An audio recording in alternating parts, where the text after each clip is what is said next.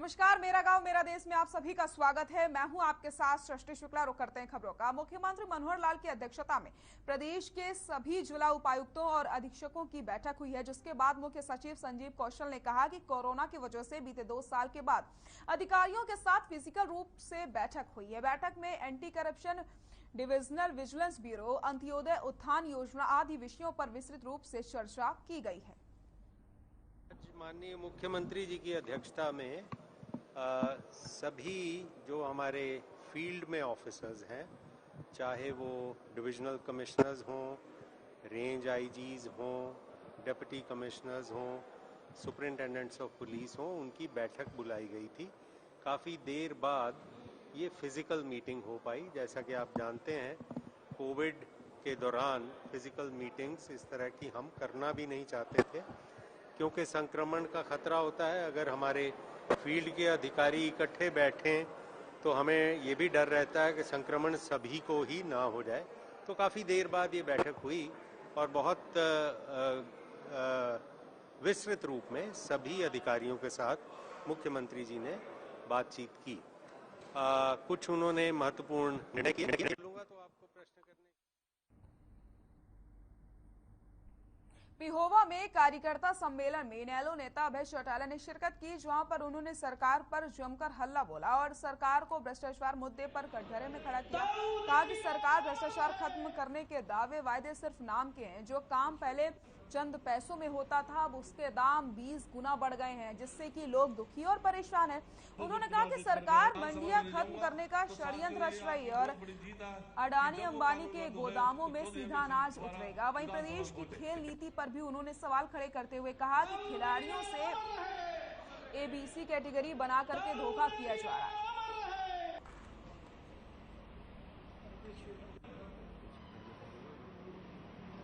पूरे प्रदेश भर में कार्यकर्ताओं की मीटिंग रखी हुई है। ये आज मेरी 46वीं मीटिंग है। हमने कार्यकर्ताओं को, संगठन को गांव के और शहर के वार्ड के सदस्यों को खड़ा किया जाए, सब शहरों के नुमाइंदे वहां बनाए जाए। इसकी जिम्मेवारी कार्यकर्ताओं की लगाई है और हमारा कार्यकर्ता लगातार इस काम को जैसे जैसे जिम्मेवारी लग रही है आगे बढ़।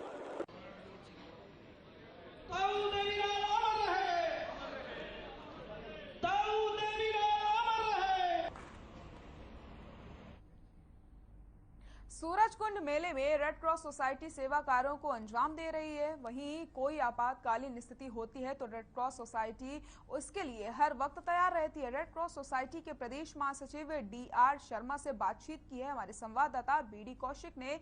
आप भी सुनिए। नमस्कार, मैं हूं बीडी कौशिक और आप देख रहे हैं हरियाणा हर खबर। आज हमारे साथ हैं हरियाणा रेड क्रॉस के जनरल सेक्रेटरी श्री शर्मा जी।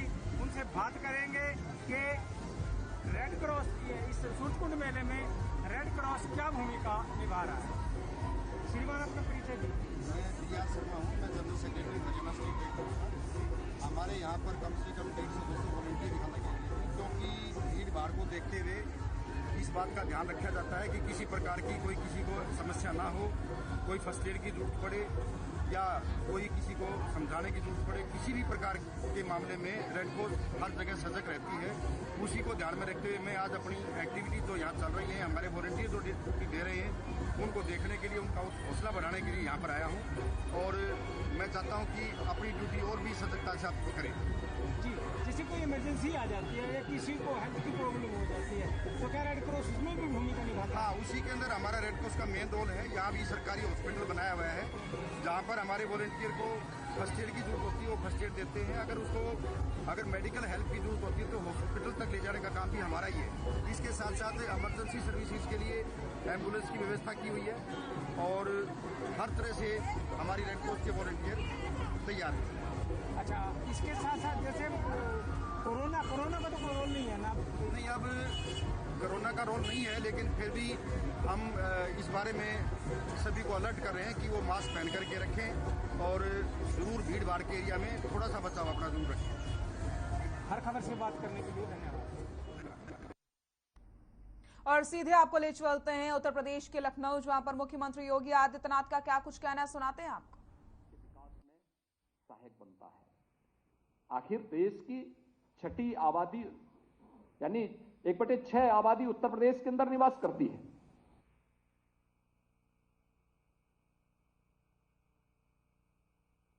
करोड़ जनता के लिए, हमें याद है जब पहला बजट हमें प्रस्तुत करना था, मैं आदरणीय गृह मंत्री जी का मार्गदर्शन लेने के लिए गया था। उन्होंने कहा योगी जी देखिए, यूपी जैसे राज्य का बजट 2 लाख करोड़ का हो, कैसे आप लोगों को सुविधाएं दे पाएंगे? लेकिन इसके लिए 2 कार्य करने पड़ेंगे। राज्य की आय को बढ़ाना पड़ेगा और खर्च के दायरे को भी बढ़ाना पड़ेगा, जिससे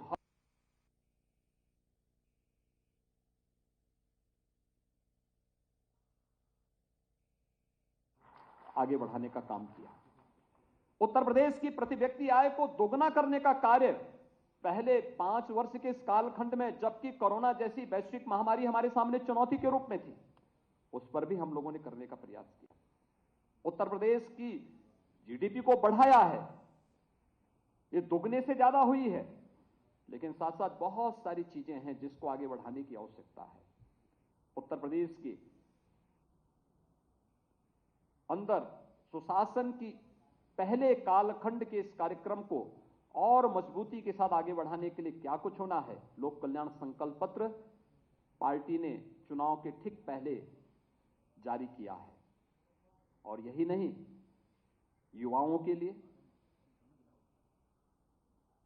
अपनी माताओं बहनों के लिए, अन्नदाता किसानों के लिए, समाज के प्रत्येक तबके के लिए और उत्तर प्रदेश की जो पहचान है उस आस्था का सम्मान करने के लिए बहुत कुछ अभी हासिल करना बाकी है, जिसको और मजबूती के साथ आगे बढ़ाने की आवश्यकता है। जो अपेक्षाएं उत्तर प्रदेश की जनता जनार्दन की हैं, उन अपेक्षाओं पर, उन आकांक्षाओं की पूर्ति करने के लिए हम सबको प्राणपण से जुट करके काम करना होगा, मिलकर के कार्य करना होगा, एक टीम वर्क के रूप में काम करना होगा, मिलकर के एक सेवक के रूप में। एक देश के अंदर आदरणीय प्रधानमंत्री जी ने जो बात कही कि हमारी भूमिका एक सेवक की होनी चाहिए।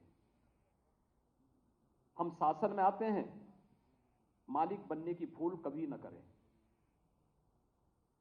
एक सेवक के रूप में बहुत है, हम उस व्यवस्था के कस्टोडियन के रूप में हमारी भूमिका होनी चाहिए।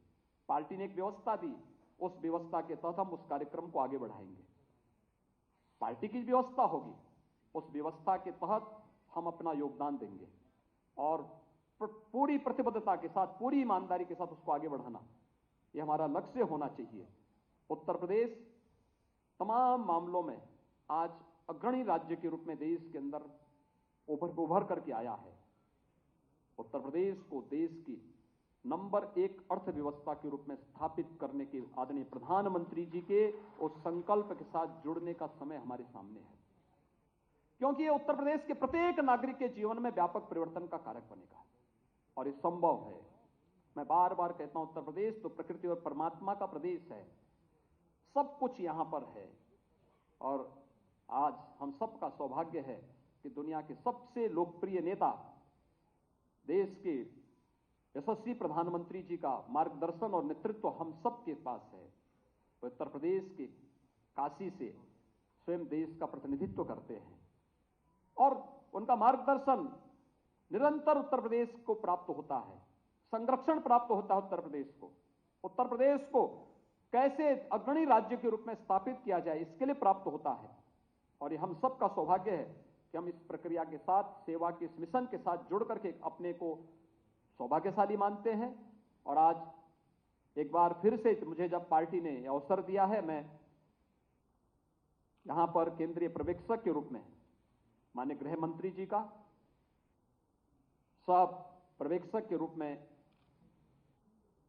राष्ट्रीय उपाध्यक्ष और झारखंड के पूर्व मुख्यमंत्री माननीय श्री रघुवर दास जी का हृदय से इस प्रक्रिया को आगे बढ़ाने के लिए और सर्वानुमति से इस राय को यहां पर व्यक्त करने में जो योगदान हमारे नेताओं का यहां पर प्राप्त हुआ है, इनके लिए प्रति हृदय से आभार व्यक्त करता हूं। मैं पार्टी संगठन का चुनाव के दौरान चुनाव के प्रभारी के रूप में माननीय श्री धर्मेंद्र प्रधान जी, संगठन के प्रभारी के रूप में माननीय श्री राधा मोहन सिंह जी, प्रदेश अध्यक्ष के रूप में श्री स्वतंत्र देव सिंह जी, प्रदेश संगठन महामंत्री के रूप में प्रदेश के अंदर सभी कार्यकर्ताओं का संयोजन करके इस पूरी प्रक्रिया को एक टीम भाव के साथ आगे बढ़ाने में जो योगदान श्री सुनील बंसल जी ने और उनकी पूरी टीम ने दिया है, मैं इन सब का हृदय से अभिनंदन करता हूं।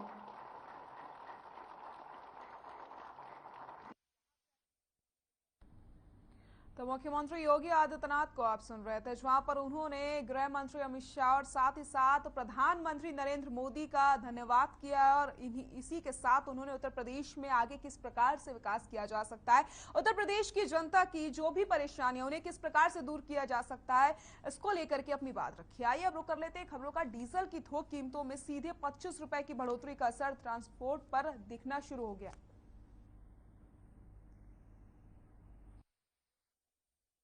खबर हिसार से, जहां पर हरियाणा रोडवेज प्रबंधन ने खुले बाजार से डीजल लेने का निर्णय लिया है। वहीं जीएम राहुल मित्तल ने बातचीत के दौरान बताया कि बाहर के डीजल पंप से अंदर के रोडवेज डीजल पंप के भाव में 25 से 20 रुपए का अंतर है। साथ ही उन्होंने कहा कि बाहर से डीजल खरीदने पर विभाग को फायदा होगा।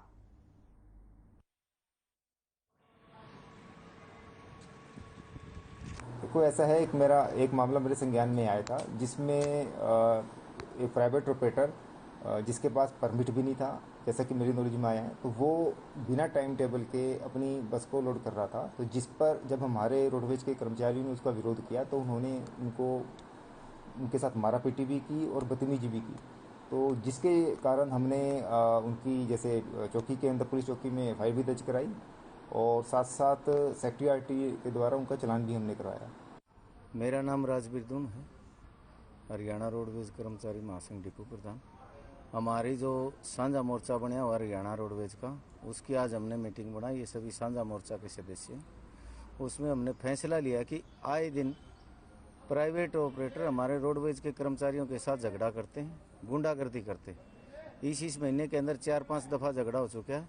एक पहले आया था राज्यपाल के साथ और एक जो परसों आया था 22 तारीख को, जो श्रीनिवास धाम है उसके लिए बस भर ली थी विदाउट, जिस गाड़ी का कोई भी परमिट नहीं था।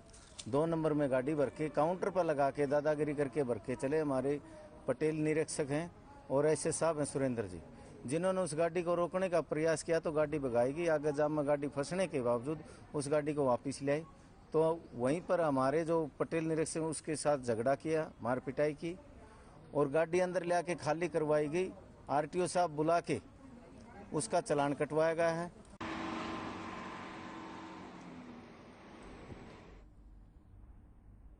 इन दिनों अनाज मंडियों में सरसों की फसल की आवक चल रही है। पहले जहां किसान सरकारी एजेंसियों को अपनी सरसों की फसल बेच रहे थे, वहीं अब किसान अपनी फसल प्राइवेट एजेंसियों को बेच रहे हैं। किसानों को सरकारी खरीद मात्र 5,050 रुपए में मिल रही है, जबकि प्राइवेट कंपनियां उन्हें 6500 से 7,000 तक का भाव दे रही हैं। साथ ही किसानों को सरकारी पेमेंट मिलने में भी देरी होती है, जबकि प्राइवेट एजेंसियां किसानों को हाथों हाथ पेमेंट कर देती हैं। मंडी अधिकारियों का कहना है कि कई बार पोर्टल में कमी आने की वजह से किसानों को पेमेंट समय पर नहीं मिल पाती। इसके अलावा कोई समस्या नहीं है। अब देखने वाली बात यही होगी कि अप्रैल महीने के पहले सप्ताह में गेहूं की फसल मंडियों में आनी शुरू हो जाएगी। उसे किसान सरकार को बेचता है या फिर प्राइवेट एजेंसियों को वो अपनी फसल बेचेंगे। सरसों की प्राइवेट और सरकारी का ये डिफरेंस है। सरकार का रेट है 5,050 रुपये पर क्विंटल और 5,050 रुपये पर क्विंटल के अंदर जमींदार जब दे, जब सरसम नीचे डाउन हो। आज सरसम का हमारी जो अनाज मंडी का जो भाव है वो नीचे 6350 रुपये है और ऊपर 6600 रुपये पर क्विंटल बिकी है और नगद पेमेंट दे रहे हैं किसान को जमींदार। तो किसान अपने महंगे ऊंचे भाव के अंदर अपनी सरसों बेचेगा, न कि नीचे भाव पे सरसों बेचे। और सरकार का जो भाव वो 5,050 का है, सरकार का भाव कम है, इस वजह से जमींदार सरकार को सरसों। जवीन में पिछले साल की तुलना में इस बार सरसों की पैदावार ज्यादा हुई है। अनाज मंडी में सरसों की आवक जोरों पर है। आपको बताते चले कि 15 दिनों में 5700 से 6700 रुपए प्रति क्विंटल तक की बिक रही है सरसों की आवक 7 मार्च से शुरू हो गई थी और अब तक 14,000 क्विंटल से ऊपर की सरसों की खरीद हो चुकी है। अब की बार रेट भी सरकारी भाव से ऊपर है। किसानों का यह कहना है कि इस बार सरसों की पैदावार अच्छी हुई है और सरसों का जो भाव भी है एमएसपी से ज्यादा मिल रहा है, जिसकी वजह से किसानों के चेहरे खिले हुए हैं।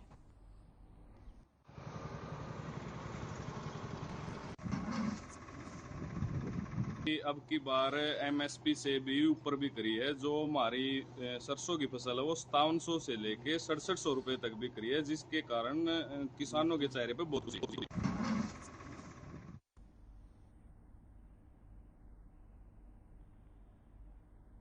24 मार्च को वर्ल्ड ट्यूबरक्लोसिस डे होता है और हर साल की तरह झज्जर में इस साल भी वर्ल्ड ट्यूबरक्लोसिस डे मनाया गया, जिसके तहत जागरूकता कार्यक्रम का आयोजन किया गया और लोगों को टीबी की बीमारी के प्रति जागरूक किया गया है। साथ ही साथ इस क्षेत्र में काम करने वाले कर्मचारियों को भी सम्मानित किया गया है। टीबी नोडल अधिकारी सुशीला ने बताया कि भारत को टीबी से मुक्त करने के लिए 2025 तक का समय निर्धारित किया गया है, जिसके तहत जागरूकता शिविर लगा करके स्कूलों में जा करके सभी को जागरूक किया जाएगा कि किस तरीके से टीबी की बीमारी से बचा जा सकता है।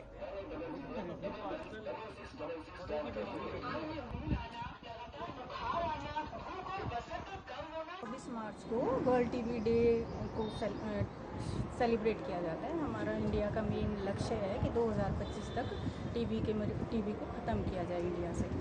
तो ये हर साल 24 मार्च को सेलिब्रेट किया जाता है। 24 फरवरी से लेके 24 मार्च तक लगातार ये प्रोग्राम कुछ ना कुछ हम चला रहे हैं, जिसमें टीबी चैंपियंस, हमारे टीबी चैंपियंस वो होते हैं जो मरीज़ ऑलरेडी टीबी की दवाइयाँ खा चुके हैं, उनकी ट्रेनिंग वगैरह कराना, टीबी पेशेंट्स के साथ मीटिंग करना, नए जो स्कूलों में जैसे पेंटिंग वगैरह। कल हमारा हमने स्कूल में बच्चों को पोस्टर मेकिंग के लिए।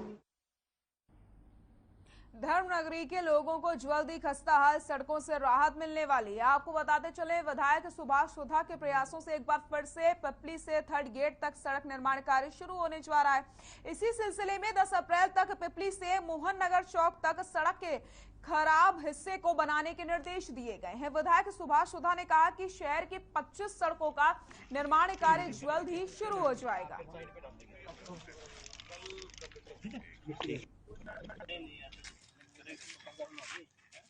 जितनी लड़ाई आपके विधायक ने लड़ी है अपनी हाईकोर्ट के अंदर, जिस प्रकार से ठेकेदार गया वहाँ जाके उसने जैसे प्रेजेंट किया, हमने अपनी लड़ाई लड़ने के बाद उसका टेंडर कॉल हो गया। टेंडर कॉल होने के बाद ठेकेदार को हमने बुलाया था। आज एक्शन साहब यहाँ खड़े हैं। इसका आज शाम तक लगभग 150 गाड़ियाँ इसकी और आ जाएगी। और उसके साथ अपना ऑफिस बना रहा है, पूरा शहर कर रहा है। 5 टीमें लेकर ये आदमी आज पहुँच जाएगा शाम को। ब्रिज का काम जो है, प्लास्टिक का काम है, वो लग से शुरू हो जाएगा। आपका ब्लॉक लगने का काम लग से शुरू हो जाएगा। उसके बाद ट्रेन का अलग टीम आएगी, लग से काम करेगी। और रोड्स का काम 10 अप्रैल तक मेरे को इसने प्रॉमिस किया है। 10 अप्रैल तक जो टुकड़ा ज़्यादा खराब है पिपली से लेके और मोहननगर तक, 10 अप्रैल तक उस टुकड़े को पहले ऑलरेडी काला कर दिया जाएगा। नागल चौधरी के स्वास्थ्य विभाग ने बदलते मौसम के चलते एडवाइजरी जारी की है। एसएमओ डॉक्टर अशोक यादव ने छोटे बच्चों को लेकर के लापरवाही न बरतने की सलाह दी है, क्योंकि ये बदलते मौसम में लापरवाही बच्चों पर भारी पड़ सकती है। इस समय ज्यादातर बच्चे बीमार होते हैं और उनमें सबसे ज्यादा बुखार और सर्दी खांसी ही होती है। निमोनिया जैसी बीमारी भी होने का डर रहता है।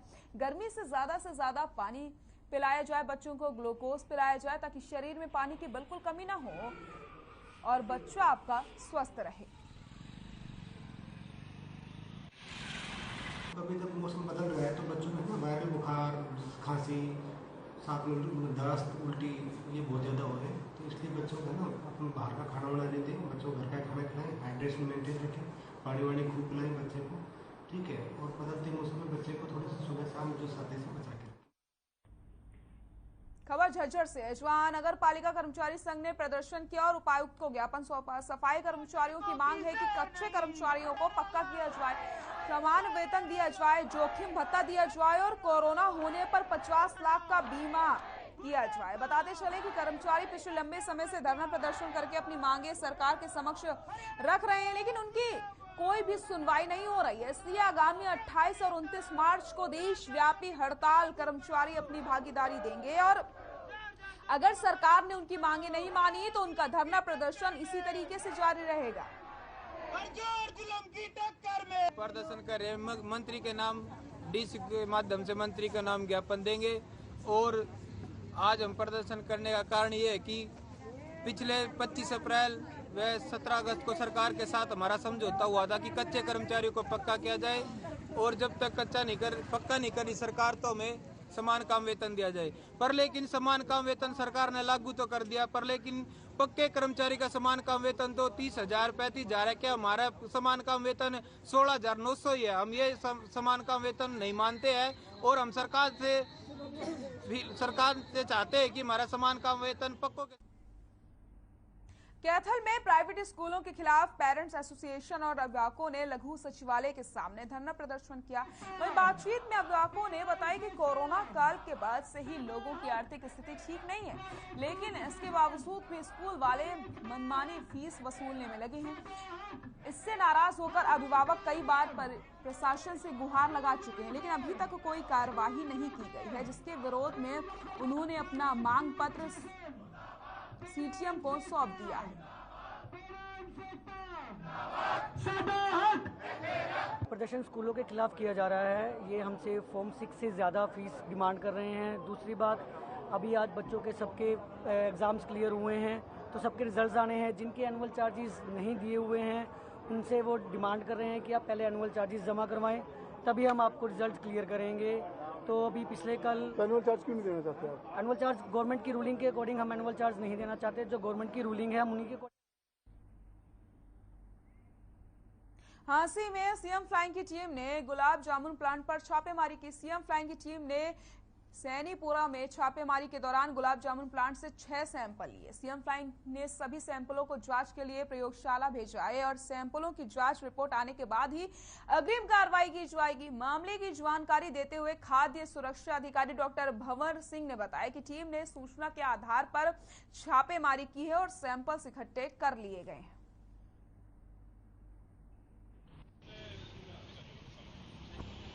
सीएम फ्लाइंग के मार्गदर्शन में एक यहाँ पे खाद्य सुरक्षा विभाग के साथ मिलकर उन्होंने एक रेड प्लान की और ये रेड जो है हांसी के 2 अलग अलग एरिया में की गई और दोनों ही जो है रसगुल्ला प्लांट के तौर पे कार्य कर रहे थे और दोनों के पास ही वैध लाइसेंस मिला है। इसके अलावा मतलब जैसे वहाँ से भी सैंपल, वहाँ काफ़ी कम मात्रा में सामान बना हुआ था तो वहाँ से जो है हमने घी का सैंपल लिया है एक और एक रसगुल्ले का सैंपल लिया है। खबर पलवल से, जहां हथीन एविटी स्टाफ की पुलिस ने 10,000 रुपए के इनामी बदमाश को गिरफ्तार करने में सफलता हासिल की है। वहीं पुलिस ने आरोपी के पास से एक देसी पिस्तौल और एक जिंदा कारतूस भी बरामद की है। जानकारी के मुताबिक आपको बताते चले, आरोपी के खिलाफ हरियाणा में 6, राजस्थान में 1 और लूट, डकैती और चोरी जैसे संगीन धाराओं के मामले भी दर्ज हैं।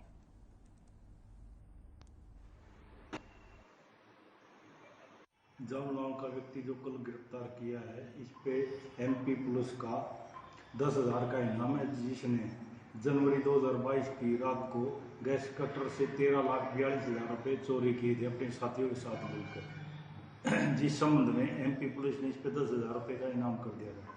इसके अलावा ये सोना में लूट की वारदात की, फिरोजपुर झरका में भी लूट की वारदात कर रखी। इन्होंने राजस्थान में भी इसके खिलाफ एक मुकदमा दर्ज है, सोना में भी लूट की वारदात। बहादुरगढ़ के छुड़ानी गांव में एक शादी समारोह में हर्ष फायरिंग का मामला सामने आया। वहीं फायरिंग के दौरान एक 10 साल के बच्चे को गोली लग गई है और गोली सीधे पेट के निचले हिस्से से आर पार हो गई है। वहीं सूचना मिलते ही बादली थाने से पुलिस मौके पर पहुंची और तफ्तीश शुरू कर दी। फिलहाल पुलिस मामले की जांच में जुटी हुई है।